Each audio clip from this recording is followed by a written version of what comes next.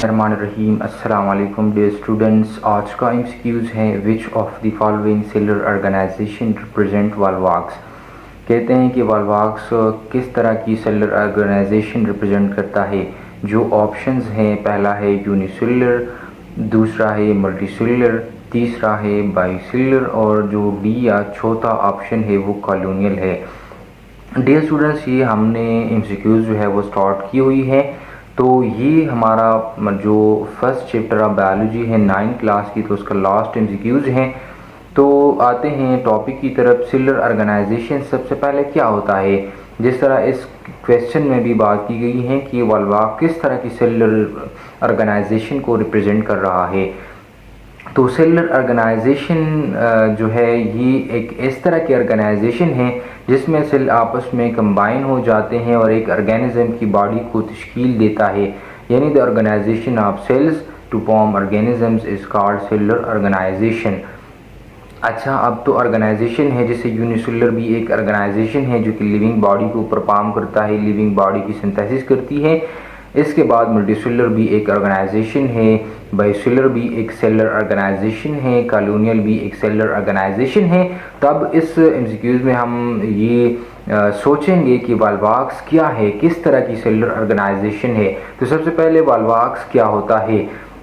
Volvox is a green अलजी, ये एक green अलजी है, ठीक है। और अलजी तो आप जानते होंगे कि इसके अंदर क्लोरोफिल होती है और क्लोरोफिल एक ऐसी टिश्यू है जिसकी मदद से ये लाइट एनर्जी को ट्रैप कर सकता है और इस लाइट एनर्जी को केमिकल एनर्जी में कन्वर्ट कर दी जाती है और इस प्रोसेस को फोटोसिंथेसिस कहा जाता है।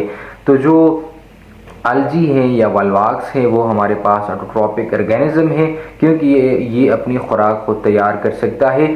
तो ये भी एक वॉल्वॉक्स की निशानदेही है, ठीक है। इसके अलावा वॉल्वॉक्स जो है लाइव्स इन वाटर, और ये वाटर में ये सर्वाइवल करता है और ये फ्लैजिलेटेड यूनिसेलुलर ऑर्गेनिज्म है। उनका वजूद एक ही सेल से मिलकर बना होता है, ठीक है।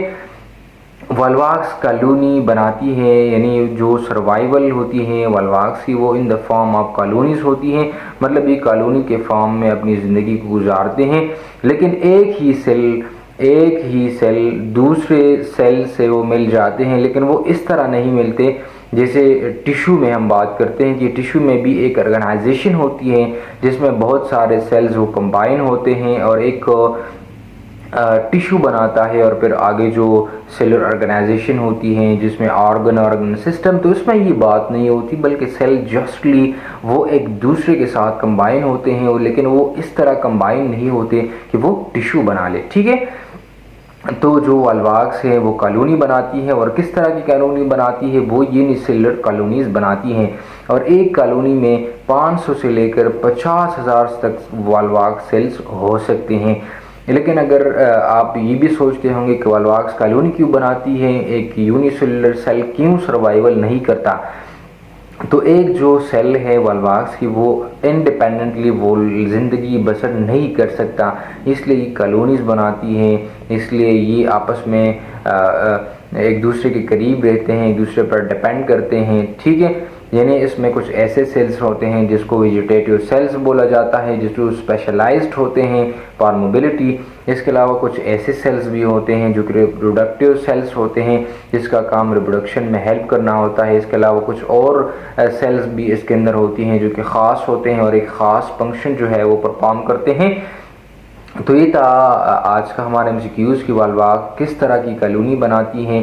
तो वॉल्वॉक्स एक यूनिसेलुलर स्ट्रक्चर है, एक यूनिसेलुलर ऑर्गेनिज्म है, एक फ्रेश वाटर अलजी है जो कि फ्रेश वाटर में मौजूद होती हैं और एक कॉलोनी बनाती हैं। लेकिन कॉलोनी वो स्पेरिकल कॉलोनी होती हैं, गोल दायरे की शक्ल में कॉलोनी होती हैं जिसमें 500 से लेकर 50,000 तक सेल्स वो आपस में कनेक्टेड होते हैं। लेकिन उनकी कनेक्शन वो इतनी स्ट्रांग नहीं होती कि वो एक मल्टीसेलुलर ऑर्गेनिज्म बना ले यानी टिश्यू बना ले। और इसके साथ ये जो एक सेल्स होते हैं वो दूसरे पर डिपेंड करते हैं और इसी तरीके से कॉलोनी बन जाती हैं और कॉलोनियल के फॉर्म में ये अपनी ज़िंदगी को गुजारते हैं।